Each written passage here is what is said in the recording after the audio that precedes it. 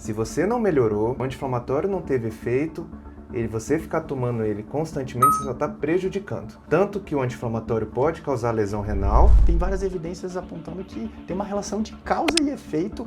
Dormiu mal, pessoa com dor. Vai ter dor. É impressionante. A gente pega dele, a gente entra com uma agulha aqui, aspira o sangue da medula. Por quê? O sangue da medula óssea, o sangue que está intraósseo, ele ainda não passou pelo nosso corpo. Ele não passou pelas toxinas que a gente tem no dia a dia. Muito interessante isso. É o primeiro sangue criado. E esse sangue tem as células tronco multipotentes. Então a gente tira esse sangue puro e injeta na lesão, porque ele vai ter um fator de regeneração muito maior. Quando que seria indicado fazer ondas de choque? Uma onda de choque é nível A em evidência, fascite plantar, epicondilite, qualquer tipo de tendinite, tendão, vai tratar tendinite glútea, iliotibial, corredor, Trato tibial, cara, onda de choque vai muito bem. É atividade orientada. Não adianta ir numa academia por conta, fazer, que eu já falo, vai piorar. Se você não tiver orientação de um profissional que saiba o que está fazendo, provavelmente vai piorar. O aluno ele chega com intensidade 6 ali de dor de cabeça, 6 de uma dor no trapézio, chega com uma dor 8 ali na região do joelho, ele sai com dor 3, 4, às vezes até analgésico. Isso é muito incrível, porque o exercício físico do jeito certo faz hipoalgesia ou analgesia, a redução ou a eliminação imediata. Salve, salve pessoal, seja bem-vindo no podcast Viva Sem Dor. Estou muito feliz com esse projeto, trazendo profissionais da área da saúde para a gente conversar, explicar, passar informações para vocês sobre a educação da dor, sobre uma equipe multiprofissional. Não se limita só na fisioterapia, na medicina, a educação física, a psicologia, a nutrição também são áreas muito importantes para a gente ajudar, colaborar no tratamento tanto da intensidade da dor como da qualidade de vida das pessoas da população. Temos mais de 70 milhões de pessoas sofrendo de dor crônica adultas no Brasil e estamos aqui para conscientizar, trazer informações baseadas em evidências e hoje o Luiz é o convidado, Luiz Felipe, anestesista, médico da dor, pós-graduado no Einstein, que é a minha pós-graduação também, e trabalha com a medicina regenerativa. Luiz, conta pra gente o que seria essa medicina regenerativa, conta um pouquinho da sua história pra gente poder iniciar essa conversa. Primeiro de tudo, Diegão, obrigado pelo convite aí. Eu acho que falar de dor tem que ser contínuo. A gente tem que sempre estar tocando no assunto, sempre tem que estar informatizando, porque realmente é uma especialidade extremamente complexa. Tem que todo mundo trabalhar junto, que nem o Diego falou, todas as especialidades. Então, hoje eu atuo na parte de dor crônica e medicina regenerativa. A medicina regenerativa hoje ela é uma especialidade que vem para a gente tentar prevenir e tratar lesões iniciais. Aquela primeira lesão que o paciente tem, a gente pegar antes de ficar mais grave, tá?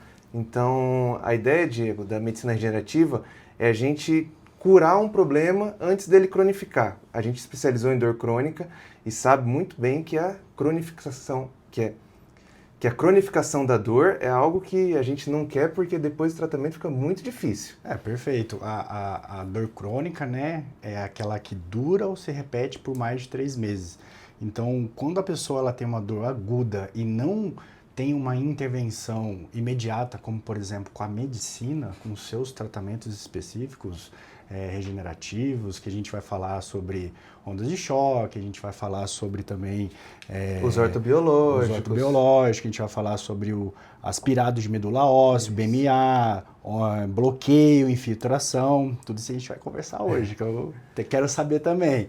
E isso pode fazer com que a pessoa transita, né, de dor aguda para crônica. E a IASP classificou a dor crônica como uma doença em 2020, né, quando a pessoa dura ou se repete por mais de 3 meses.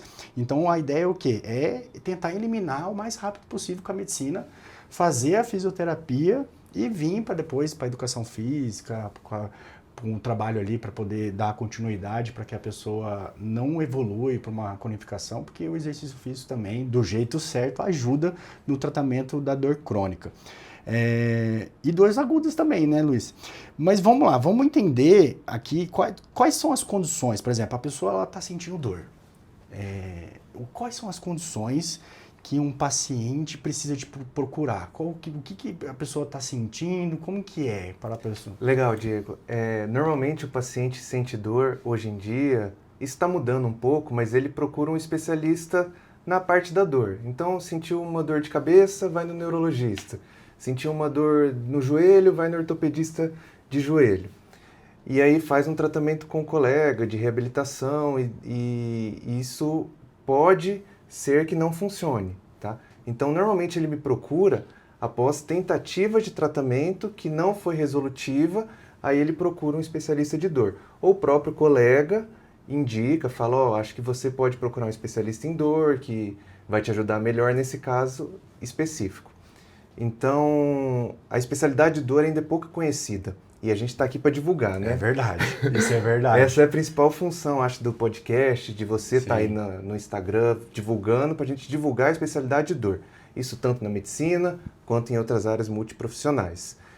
Tanto que a pós-graduação que a gente fez, ela é multiprofissional. Exato, exato. Eu fiz como médico, você fez como educador físico. Na minha sala tinha fisioterapeuta, tinha fisiatra, tinha nutricionista. Na sua pós que tinha outras especialidades fazendo. Porque a gente precisa que vocês entendam que tratar dor tem que ser multiprofissional e tem que ser contínuo. Eu gosto de falar, por exemplo, se o paciente chega com pressão alta, ele vai ter que tomar um remédio a vida inteira de pressão alta. E a dor crônica é uma doença, né, Diego? Então, o paciente com dor crônica, ele vai ter esse diagnóstico a vida inteira. E aí você vai ter que ter esse tratamento contínuo. Pode ser com remédio, pode ser com fisioterapia, pode ser com pilates, pode ser com reabilitação, com musculação, pode ser com tudo junto, mas a partir do momento que você tem o diagnóstico de dor crônica, o tratamento ele fica contínuo. Sim, multidisciplinar, porque não tem cura, né, e precisa. Aqui eu também faço avaliações nos meus alunos que me procuram, que tem dor crônica, e a gente utiliza vários questionários, né, porque é muito comum, por exemplo, uma pessoa chegar aqui com dor crônica, com cinesiofobia, a gente utiliza tampa, porque o medo do movimento amplifica a dor, interfere na produção de opioides, monoaminas, enfim, que são os inibidores da dor, né, dos estímulos nocivos, quando a gente pode falar. Chega pessoas que são catastróficas, e pessoas catastróficas, elas têm expectativa negativa, remoe demais aquela dor. Então, a educação da dor, a gente aplicar esses testes, conversar com a pessoa, por exemplo, no Einstein, quando eu fiz a pós-graduação lá, tinha 7 psicólogos. E, infelizmente, ninguém aqui de Campo Grande, porque eu queria alguém próximo para a gente poder trabalhar junto, mas eu trabalho com eles de via online. Telemedicina, né? Telemedicina, exatamente. E muito interessante, porque tem um peso muito grande a psicologia. Então, esse trabalho, essa educação da dor, que é a base, é o pilar do tratamento, é muito interessante, porque isso colabora muito no comportamento que a pessoa adota. Ela saber qual que é o mecanismo de dor dela, ela saber quais são os fatores, tanto cognitivos, sociais, comportamentais, emocionais, até espirituais, que agora tem algumas evidências trazendo pra gente, que pode influenciar na modulação da dor. Então, eu acho isso muito bacana. Você comentou de remédio. Vamos falar um pouquinho de fármaco. Por exemplo, a escala da Organização Mundial da Saúde fala que os antidepressivos, os anticonvulsivantes ali são a base, né? São os adjuvantes ali. Depois vem os analgésicos simples, os relaxantes musculares, e depois os anti-inflamatórios, esteroidais, não esteroidais, e depois os opioides. Como que você trata esses pacientes, porque você utiliza os fármacos ou não usa, você usa esses fármacos junto com essas terapias regenerativas, como que funciona o tratamento? Então, beleza, Diego, vou falar primeiro, acho que do anti-inflamatório, tá? O anti-inflamatório eu acho uma excelente droga, curto período de tempo. Então, aquela dor aguda. Perfeito. Dor aguda, se machuquei e tal, tomei ali 5, 10 dias de anti-inflamatório, melhorei, beleza, vida que segue. Se você não melhorou, se o anti-inflamatório não teve efeito, você ficar tomando ele constantemente, você só está prejudicando. Tanto que o anti-inflamatório pode causar lesão renal, quanto você está escondendo uma lesão que você tem. Tá? Então já parto desse princípio que anti-inflamatório para mim é 5, 10 dias, não deu certo, vamos passar para outra coisa.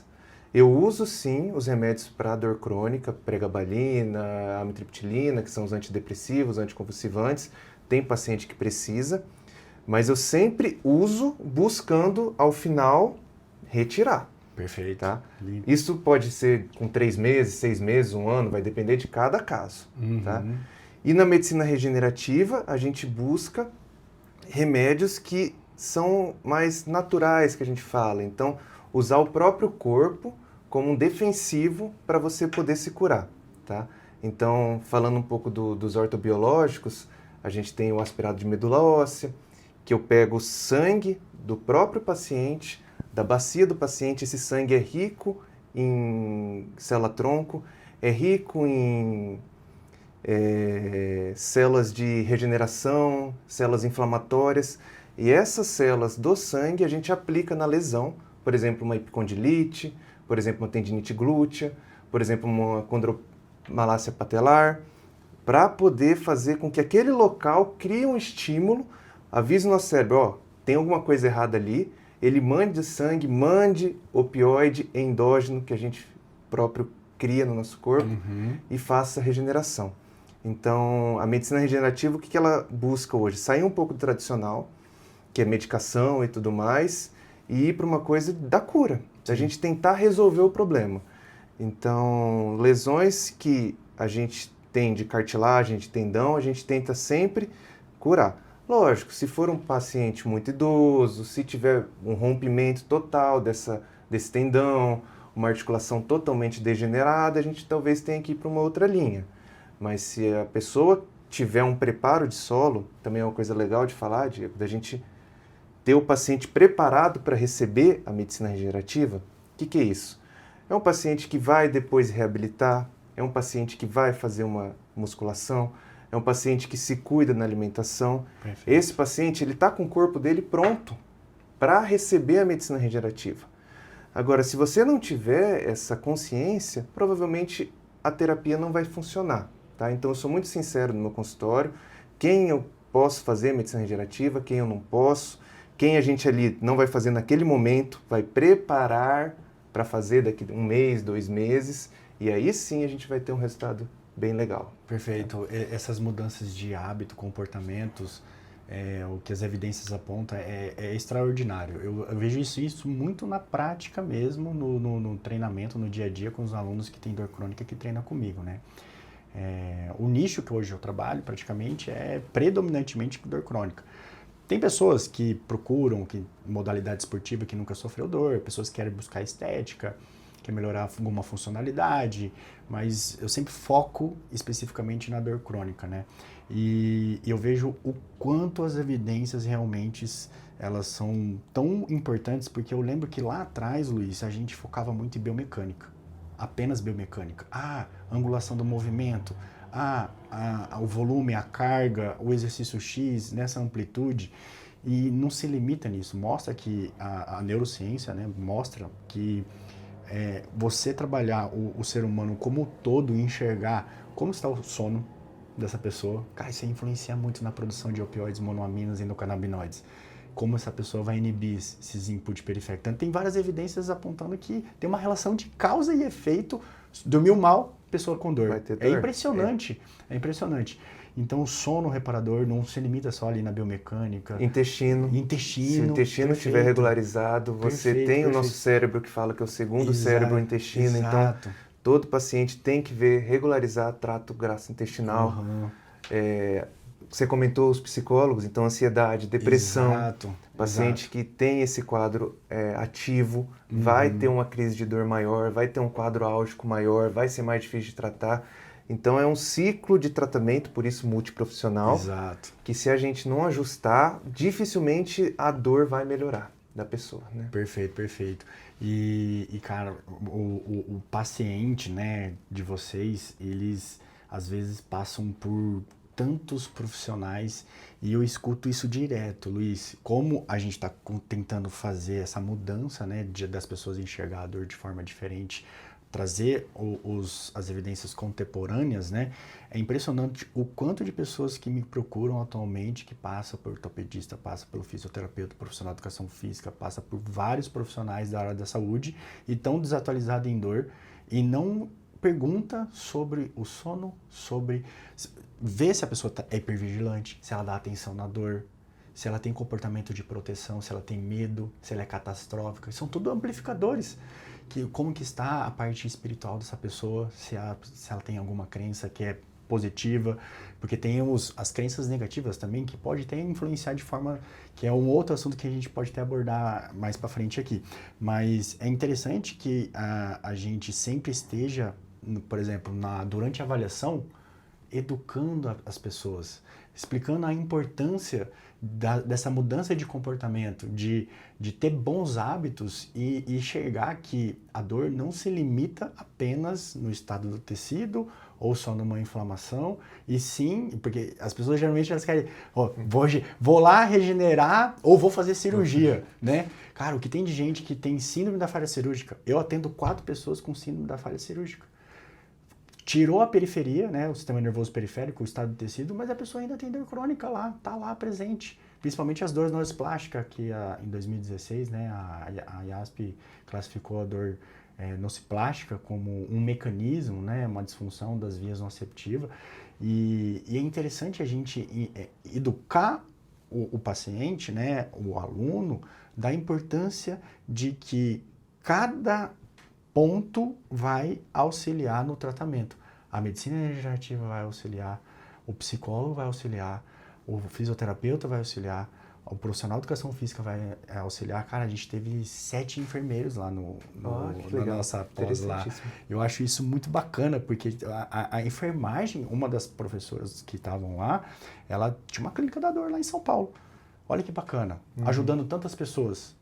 E é um nicho bem... É um nicho enorme, né? Enorme. Quem nunca conhece alguém que tenha dor, fala que uma vez na vida você vai ter algum sintoma de dor, então... E isso para durar 3 meses e cronificar é muito fácil se a gente não se cuidar, né? Sim, eu tenho dor crônica. Eu rompi meu tendão supraespinhoso, isso na educação física. Eu fazendo exercício errado, muita carga, técnica errada. Quando era guri, né? Eu era guri, 17 anos, no começo da educação física, treinando totalmente errado, enfim. Rompi parcialmente o tendão supraespinhoso, cronificou. Foi um dos motivos que eu também comecei a estudar sobre dor, né? E epicondilite também. Mas, por exemplo, no momento, eu não tenho dor. Por quê? Os bons hábitos e o exercício físico do jeito certo me ajudou. E eu tinha passado por 3 médicos e 2 falaram para fazer cirurgia. Um falou, não, tenta fazer fisioterapia, vamos tentar fazer um tratamento conservador. E, cara, graças a Deus eu não entrei. E hoje eu consigo treinar pesado, mas sempre do jeito certo e não sinto dor nem no cotovelo, nem no ombro, mas também é uma mudança de estilo de vida, né? Não dou atenção na dor. Sim. Faço todo o trabalho que tem que fazer. Dormir bem, diminuir o estresse, enfim, todas as coisas que influenciam na dor, né? Hoje, Diego, a medicina é uma coisa muito boa, que ela se especializou muito. Sim. Só que também trouxe uma coisa ruim, que ela segmentou. Então, hoje tem um especialista para tudo. Tem um especialista do cotovelo, tem um especialista da mão, sobre isso, tem um especialista do joelho. Então, a pessoa ela vai nesse especialista e trata aquilo lá. Mas você não vê mais o paciente como um todo. Perfeito. Então, às vezes, chega o paciente para mim e fala, doutor, tô dor no joelho, já fui no especialista e tudo. Aí eu vou examinar, na verdade, ela tem um quadro inflamatório generalizado. E aí, se eu tratar aquele joelho nesse momento, fazer qualquer coisa ali, uma infiltração que seja, qualquer coisa, não vai adiantar em nada. Não vai melhorar em nada se a gente não tratar ela como um todo. Aí eu falo, não, a gente vai tratar você, e aí pode entrar com manipulados que desinflamam, canabidiol, uma medicação anti-inflamatória que está entrando aí na medicina de vez, alguma coisa para desinflamar, ela mudar os hábitos alimentares, começar uma atividade física leve, hipoanalgésica, e aí desinflamar. E eu falo, se você voltar aqui, você vai estar sem essas dores generalizadas, e aí a gente vê, agora, doutor, está focado aqui mesmo no joelho. Aí eu consigo tratar de forma assertiva. Sim. Porque se você faz isso antes, você vai estar fazendo um resultado que não vai ser solucionado. Sim. Então, às vezes faz uma cirurgia, faz uma coisa que pode ser que tenha indicação. Sim, tem muitos casos que não tem jeito, tem que fazer. Mas a gente precisa tratar como um todo, ver o paciente como uma alma, um ser humano por completo.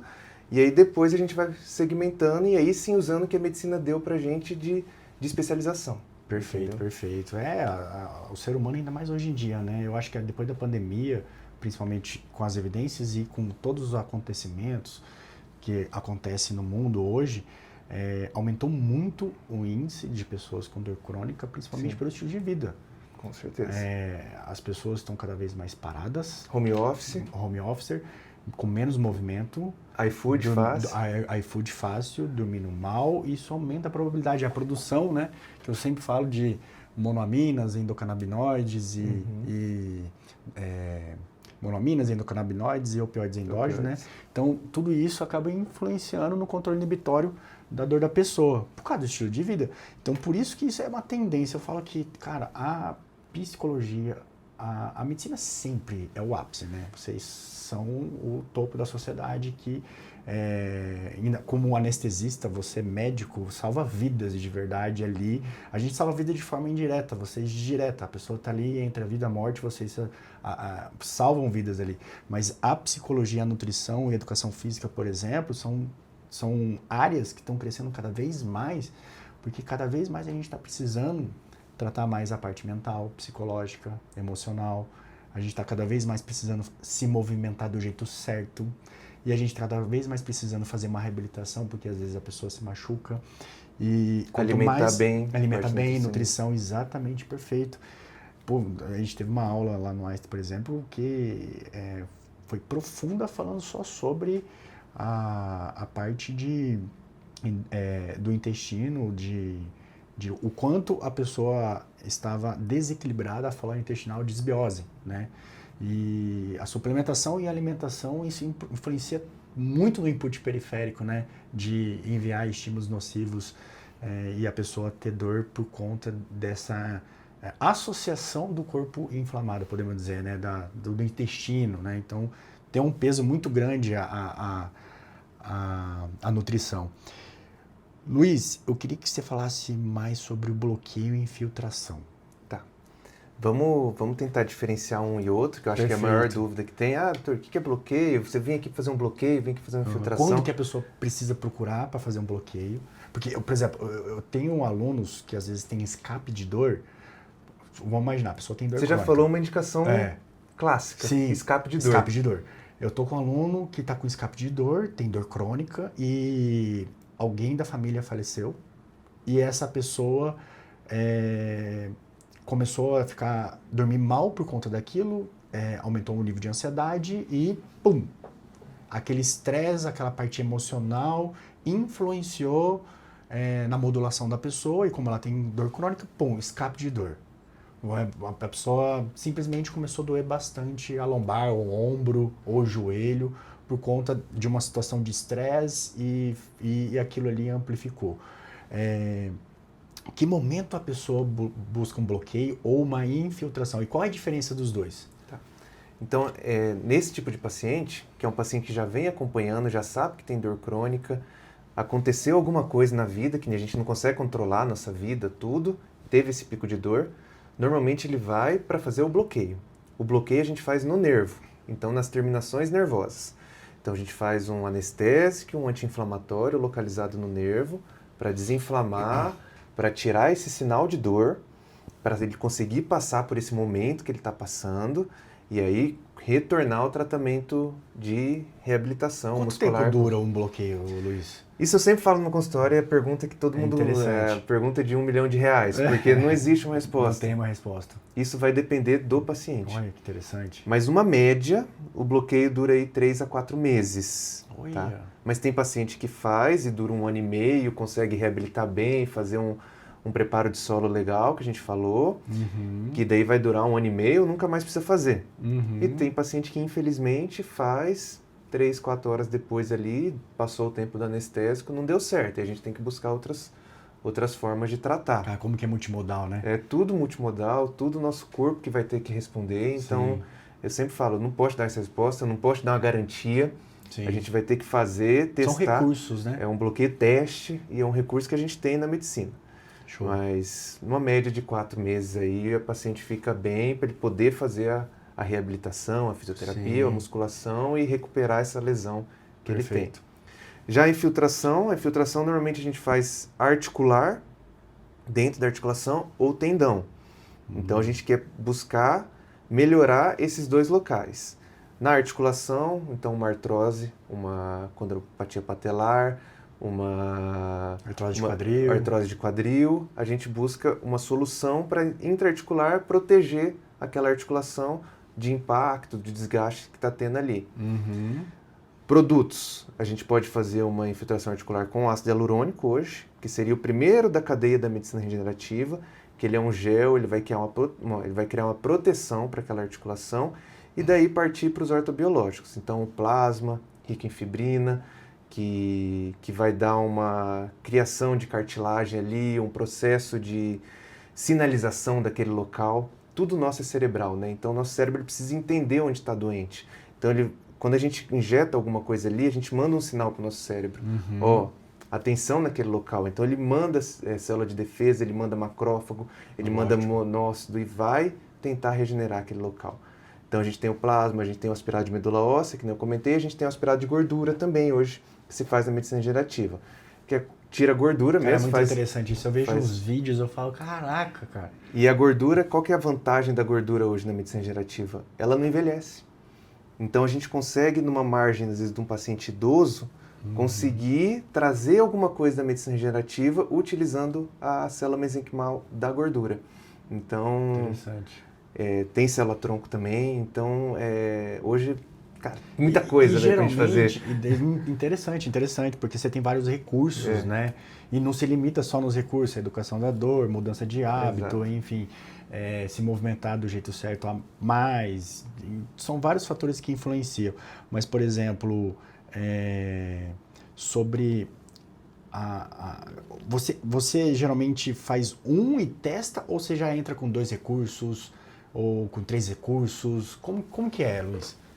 Vai depender muito da consulta, tá, Diego? Como que em que momento que o paciente está, tanto de lesão, quanto de idade, quanto de condição financeira, tudo que a gente tem que levar em conta, assim, hoje em dia, né? Perfeito. E qual que seria o planejamento terapêutico? Então, a partir da primeira consulta, do diagnóstico, a gente faz um planejamento. Vamos começar aqui só com a físio, vamos começar aqui com a infiltração, com ácido hialurônico, dar aquele primeiro gás, ou vamos partir para uma terapia regenerativa, tá? Hoje, o que eu faço muito no consultório é o aspirado de medula óssea. É o que eu mais faço justamente pela praticidade e pelo melhor custo-benefício para o paciente, tá? Se eu pudesse fazer gordura em todo mundo, eu faria. Porque ela é um custo um pouco mais elevado. Entendi. Entendeu? Você aplica, você sempre recomenda... Eu dou todas as funções, o que cada um tem de benefício, e a gente vai optar ali na hora qual fazer. Interessante. Tá? Tem uns que opta pelo primeiro passo, tem uns que optam já para ir para o último passo, que seria na minha conduta a gordura, entendeu? Sim. Não deu certo os outros, porque é um procedimento mais caro, tem que ir para o centro cirúrgico, tem todo um custo maior, hospitalar, então normalmente os pacientes não precisam chegar nesse ponto. Mas se o paciente já optar, é excelente, é espetacular o tratamento. Legal, entendeu? Legal. Cara, vou falar assim, porque vivo isso na prática, né? O quanto que é importante vocês, porque às vezes o aluno ele tem um escape que não tem jeito, cara. Precisa de vocês. Porque se a pessoa está com esse escape e a gente precisa de vocês também, que exatamente, só a gente não tem exatamente. como. E a pessoa está com esse escape e vira um ciclo vicioso, porque acaba dormindo mal, aquela dor aumenta a atenção na dor, porque é um amplificador, a atenção é um amplificador, ela começa a ter mais atenção, ela começa a se movimentar menos, ela começa a se proteger mais, que são mecanismos que podem amplificar mais ainda e gerar um comportamento mal adaptativo e disfuncional, de auxiliar no trânsito de dor aguda para crônica, porque é muito comum, Luiz, o que eu vejo assim, o que mais eu vejo tanto de evidência, o quanto na prática mesmo, a pessoa, por exemplo, às vezes até faz uma ressonância e não tem nada ali no estado do tecido, teve um dano periférico, uma lesão inicial, fez um tratamento com um médico, com físio, e depois ela transita de dor aguda para crônica, faz a ressonância, não justifica aquela dor, aí você pensa e você observa qual é o comportamento da pessoa. É muito comum essa pessoa de transitar de dor aguda para crônica devido ao comportamento mal adaptativo de proteção, principalmente dor de coluna lombar. Por exemplo, a pessoa ela tem crenças mal adaptativas disfuncionais de que dobrar a coluna é lesivo, aí ela se protege, gera isquemia, essa proteção excessiva, esse medo do movimento, gera um acúmulo de metabólito e gera uma dor nociceptiva química não inflamatória, que é uma dor sem presença de lesão de proteção. Acontece muito também com pessoas que lesionam o tornozelo, rompe ali o talo fibular, faz a regeneração, faz às vezes uma intervenção menos invasiva, enfim, toma medicação, faz físio, só que ela ainda tem medo de caminhar descarregando peso. E como às vezes as pessoas não têm, o profissional da saúde, o conhecimento em dor, ela não faz essa educação da dor de descarregar o peso de forma progressiva, exercícios de dupla tarefa, para que essa pessoa mude o comportamento de proteção. E então é tão comum eu ver as pessoas se transitar de dor aguda para crônica devido a esse comportamento mal adaptativo de proteção, de Perfeito. Medo do movimento, cara. Mas eu acho que isso vem de antigo, Diego, que com certeza. Imobilizar. A Com gente tem certeza. que... Machucou, para. Exatamente. Machucou, põe a tala. Machucou, põe uma tipóia. Entendeu? Isso é um comportamento antigo que está tendo... A gente precisa mudar essa cultura, que o movimento é bom. O movimento bem indicado, o movimento correto. Exato. Né? E Perfeito. essa que é a cultura que a gente precisa, que a gente está mostrando aqui, que para não ter a dor crônica, porque, como você comentou, ressonância às vezes normal. Exato. O paciente curou a lesão. É muito comum isso. Está curado.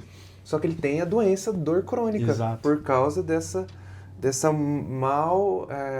esse mau tratamento que ele teve e reabilitação. Perfeito. E aí cronificou, virou a doença, dor crônica, mesmo sem uma lesão mesmo atualmente. Sem uma lesão, exatamente. Cara, eu vejo isso muito à tona. O que é BMA? BMA é a sigla de inglês de aspirado de medula óssea, que é justamente essa terapia regenerativa que a gente faz com célula-tronco. Então, a gente aspira se tivesse a minha coluninha aqui eu ia mostrar, mas daquele osso da asa do ilíaco. Tem um ali, ó. Aqui, ali em cima. Perfeito. Ali em cima também Esse tem uma aqui dá coluna. pra ver bem. Aqui Esse é o quadril. é isso, mas a asa do ilíaco. Ah! A gente pega dele, a gente entra com uma agulha aqui, aspira o sangue da medula. Por quê? O sangue da medula óssea, o sangue que está intra-ósseo, ele ainda não passou pelo nosso corpo. Ele não passou pelas toxinas que a gente tem no dia a dia. Muito interessante isso. É o primeiro sangue criado. E esse sangue tem as células tronco multipotentes. Então a gente tira esse sangue puro e injeta na lesão, que ele vai ter um fator de regeneração muito maior. Tá? E é o mesmo caso da gordura também, que a gordura é célula tronco multipotente, que a gente consegue ter toda essa regeneração de um tendão, de uma cartilagem. Lógico que sempre falando que não esteja totalmente destruído, né? Porque daí não tem como regenerar, mas naquela lesão parcial é fenomenal. Sim, entendi. E, por exemplo, ondas de choque, Luiz, eu estudei que tem muita evidência boa falando sobre a importância de alguns casos, né? E é comprovado cientificamente que funciona, isso eu acho muito interessante. Quando que seria indicado fazer ondas de choque? Você usa laser também? O laser eu não uso ainda, mas tem muita evidência científica, tá? Mas é que eu realmente foquei na onda de choque, porque eu gosto muito do tratamento. Então a onda de choque é nível A em evidência, pra gente falar, fascite plantar, epicondilite, qualquer tipo de tendinite, tendão. Vai tratar tendinite glútea, iliotibial, dor de corredor, trato de tibial, cara, onda de choque vai muito bem. Muito bem. Ela é feita de ultrassom. É engraçado, até é importante acho falar a história da onda de choque. Ela foi criada para quebrar a pedra do rim.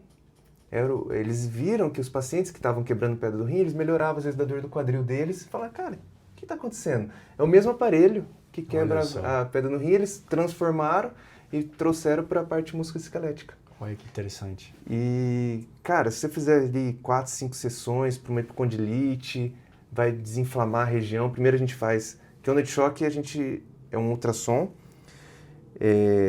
diferente daquele da fisioterapia, que tem a evidência dele, mas a onda de choque realmente ela é não mais... é o TENS, no não caso, TENS, que a gente... o choquinho, o TENS, se confunde o paciente. Sim, sim.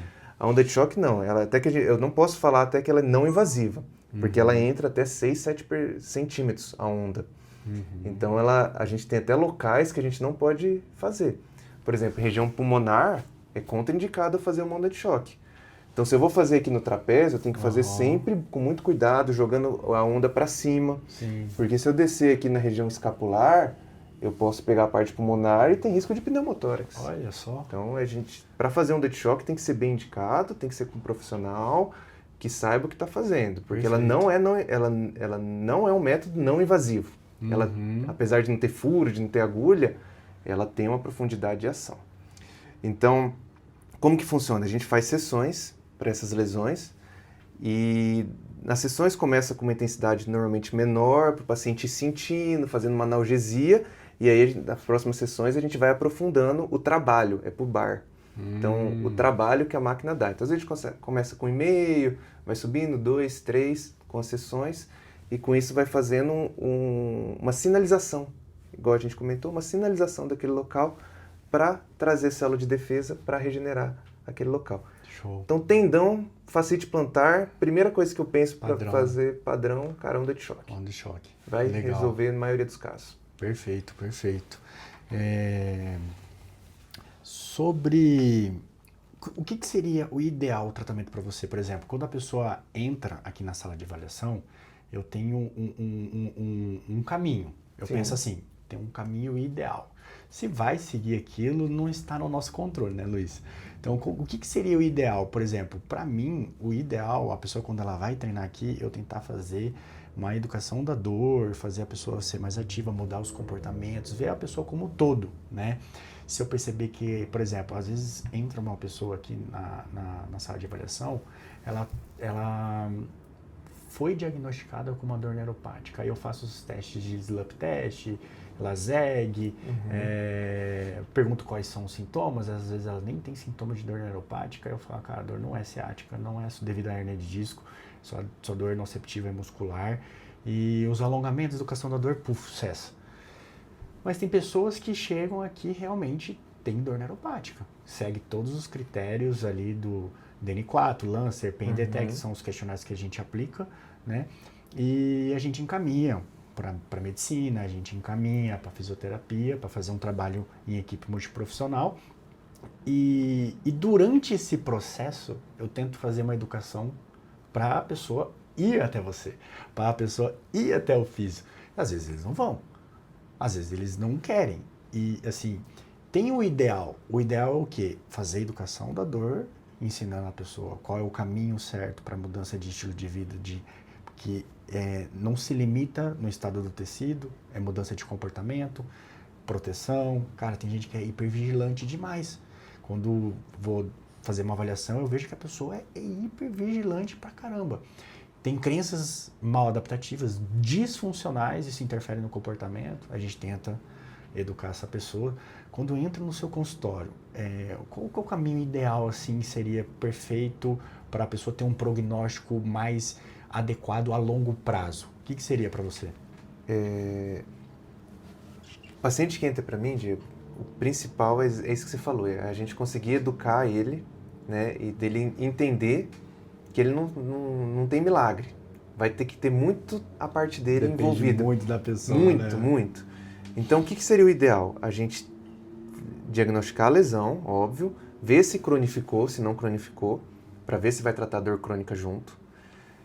Fazer uma infiltração, ou fazer um bloqueio, ou fazer a parte regenerativa, se tiver indicação. E aí, para vocês, tá? Ele vai precisar reabilitar. Isso eu falo para todos os meus pacientes, cara. Se ficar parado, se ele não for para reabilitação, essa dor não vai melhorar ou ele vai ser dependente de remédio a vida inteira, tá? Que também é uma escolha. Sim. Né? Se o paciente pode optar por esse lado do tratamento. Então, mas o ideal não. O ideal é ele vir no meu consultório, a gente fazer um diagnóstico, às vezes eu passo ultrassom, vejo o que tem de lesão ativa, vejo se cronificou ou não. Se tiver uma lesão ativa regenerativa, se cronificou algum bloqueio em infiltração, Perfeito, olha. parte para... Todo um caminho. Todo um caminho. Esse esqueleto que eu queria que você falasse. Exato. Perfeito. E aí saiu de mim, eu não sozinho eu não consigo. Aí parte para reabilitação. Aí a gente vai ver qual caminho vai seguir. Já vai para físio primeiro, ou a lesão já está tratada, já está curada, já dá para ir para o personal direto. Mas outra coisa que eu sempre falo para o meu paciente, o ideal, você me perguntou o ideal, é atividade orientada.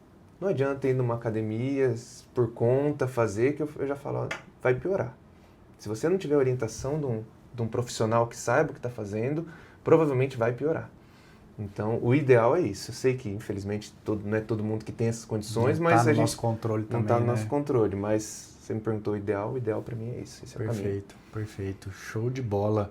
Pô, você já me clareou várias coisas e acredito que deve ter conscientizado bastante as pessoas com o tratamento da medicina, porque a medicina, a psicologia, cara, a psicologia tem um peso muito grande.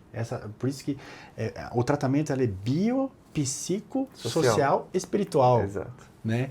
Não se limita só ou em exercício, ou só em nutrição, ou só em intervenção menos invasivas, mas outra coisa importante para a gente colocar também, eu vejo muitas pessoas que querem já imediatamente fazer cirurgia ou têm medo de fazer cirurgia.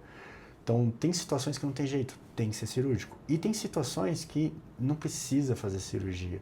Dá para fazer um tratamento conservador, dá para utilizar as estratégias que vocês têm na medicina, na físio, cara, tem bastante evidência, ajuda, laser, ondas de choque, como você falou, bloqueios, entre outros, medicamentos, que tudo é como se fosse um arsenal, né?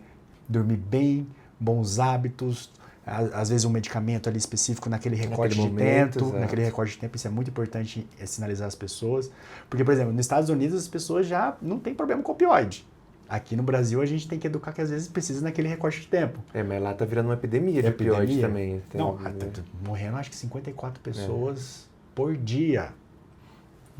Do jeito que aqui é o espectro tanto medroso, o lá já é sem noção. Exato. Exatamente. Então ali tem que educar para segurar, porque eles estão usando para outras coisas, e aqui tem que educar para quando precisar tem que usar. Luiz, eu vejo muita gente fazendo cirurgia. Você que é anestesista, você sabe disso.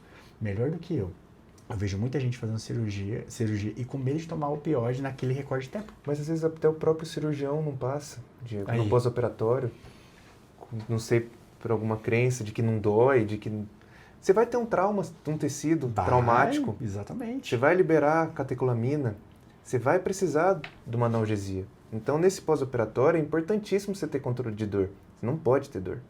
Então, o opioide, né, ele entra como essencial, praticamente. Perfeito. Vamos fechar falando sobre isso? Vamos. Sobre esse pós-operatório. Você que é anestesista, você sabe bem pra caramba e especialista em dor. O que as pessoas têm que ter em mente, tanto o leigo quanto o profissional da saúde? Não se limita no leigo, né? O profissional da saúde também, que ele precisa mudar essa forma de enxergar. Não é normal sentir dor, não isso é no certo. Hospital, infelizmente, é comum. Não, você acabou de operar uma cirurgia grande, vai doer mesmo. Você escuta isso no corredor, entendeu? Aí você tenta educar ali na hora. Mas é uma cultura formiguinha, né? É uma formiguinha. É uma guerra que a gente tem que ir contramão, mas a gente tem que ir educando, porque isso são dos fatores que transita de dor aguda para crônica. É o principal. Isso contribui. Diria, né? Porque uma má analgesia, você não tratar adequadamente sua dor aguda, ela vai cronificar. Exatamente. Aquele ciclo, né? Começa ali, o estado do tecido ele está danificado, porque teve um trauma, abriu, teve um recorte, às vezes... Enfim, teve algumas estruturas que foram mexidas ali que precisa naquele recorte de tempo tomar aquele medicamento, né? E que isso vai auxiliar na recuperação e às vezes a pessoa não toma, aí ela começa a ter uma baixa de qualidade de vida, que é outro tema muito importante de a gente falar, que não se limita tratamento de dor à intensidade da dor. A gente tem capacidade funcional, a qualidade de vida a pessoa precisa melhorar a qualidade de vida, porque às vezes a pessoa ela entra com uma intensidade de dor, por exemplo, treinar comigo, com 5 de intensidade de dor recorrente no joelho, passou 3 meses, a intensidade da dor dela está 3,5, 3, não diminuiu muito.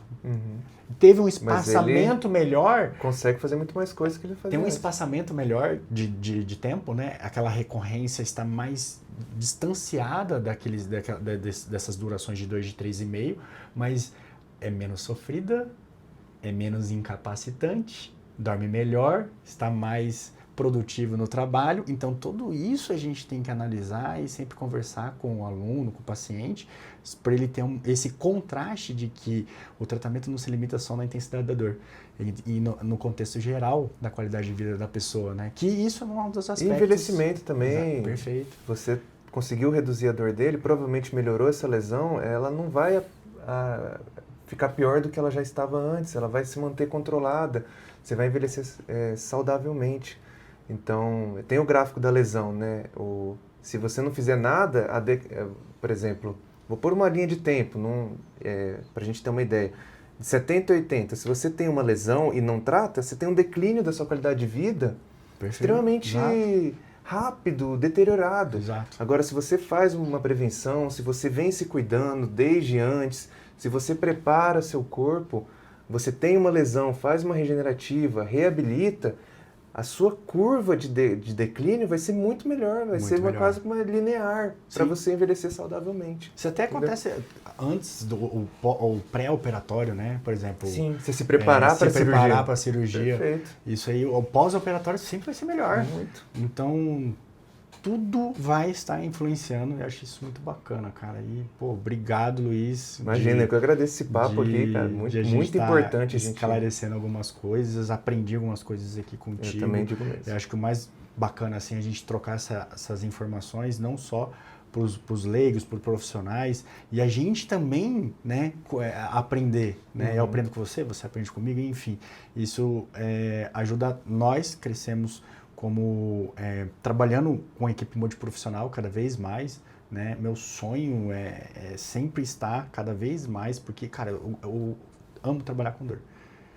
O que você me fala, Diego, o que no seu trabalho que te mais dá tesão? É fazer hipoalgesia induzida por exercício físico. É o que me dá tesão. O aluno ele chega com intensidade 6 ali de dor de cabeça, e chega com dor 6 de uma dor no trapézio, chega com uma dor 8 ali na região do joelho, ele sai com dor 3, 4, às vezes até analgésico.